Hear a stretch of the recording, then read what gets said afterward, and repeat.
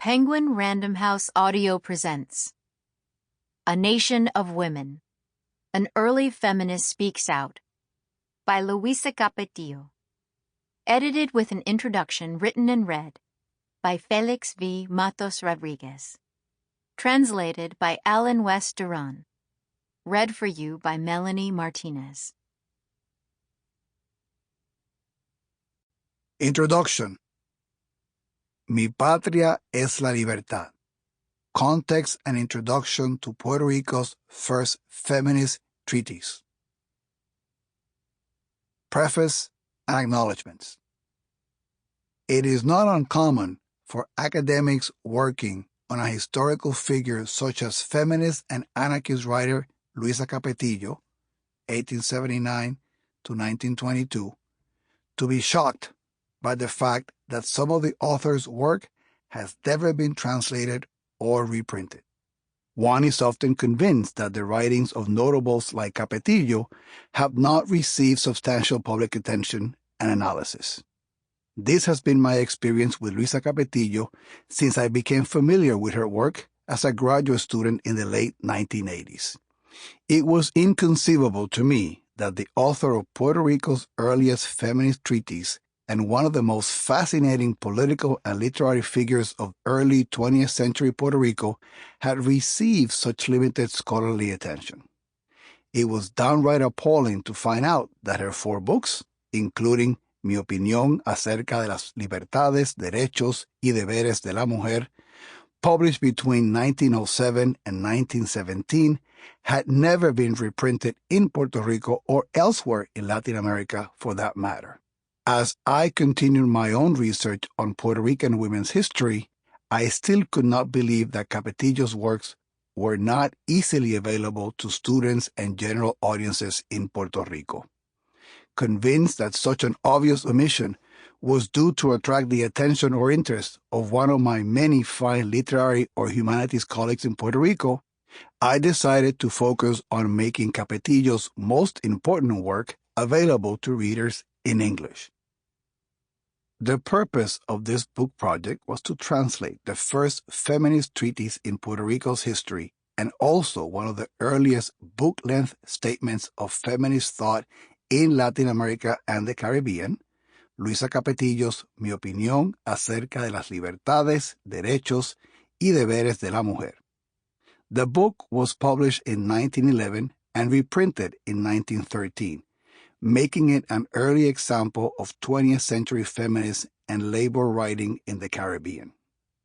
In this edition, besides Alan West Duran's fine translation of Mi opinión, I have also included an introductory essay discussing some of the implications of Capetillo's work to the study of early 20th century U.S., Latin American, and Caribbean labor and migration history, as well as women's cultural and intellectual history. Fortunately for the readers of Mi opinión, Capetillo's work is so rich and multi-layered that it speaks to all these subjects.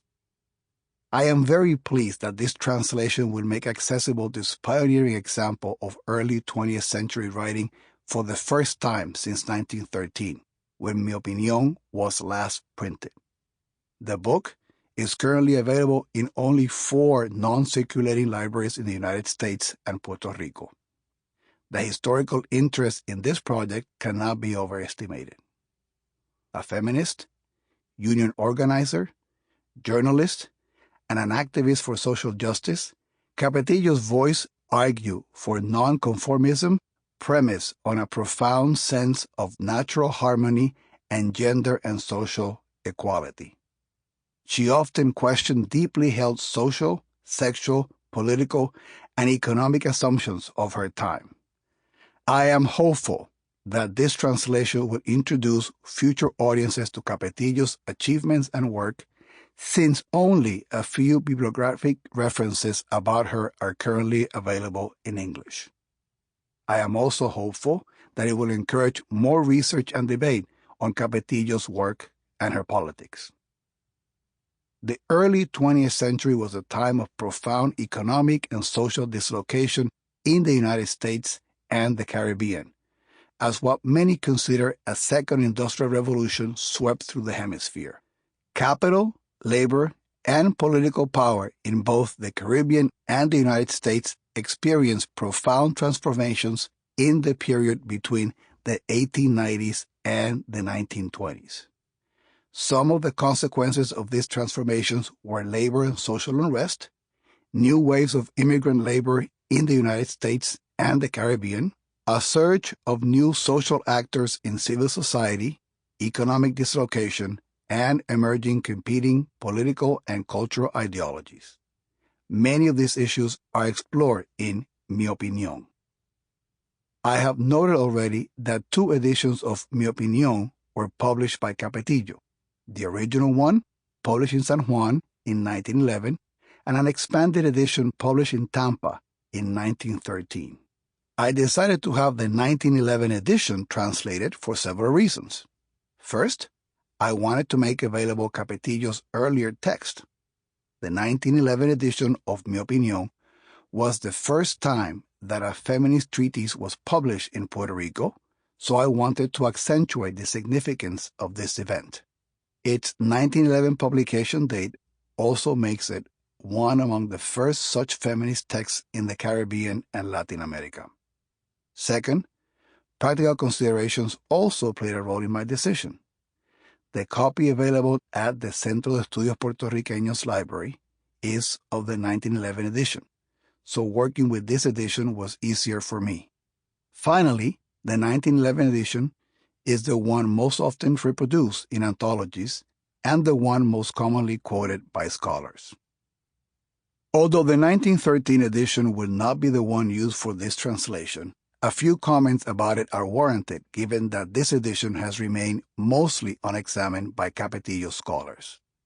Only Norma Valle Ferrer has commented on the 1913 edition, briefly stating that Capetillo corrected some mistakes, polished its prose, and got a fellow anarchist, Jaime Vidal, to write a preface. Although a detailed discussion of the differences between the 1911 and the 1913 editions deserves a separate article, it should be clear that the 1913 edition is not a mere rewritten and better polished version of the original book. Capetillo engaged in significant rewriting and included new materials on key aspects of her thinking, such as spiritualism, prostitution, education, hygiene, nutrition, and female suffrage. The 1913 edition also deletes important selections highlighting Puerto Rican individuals and events, such as the often quoted section on her participation in the Partido Socialista's proselytizing campaign, the Cruzada del Ideal, and adds Cuban and Spanish personalities and themes instead.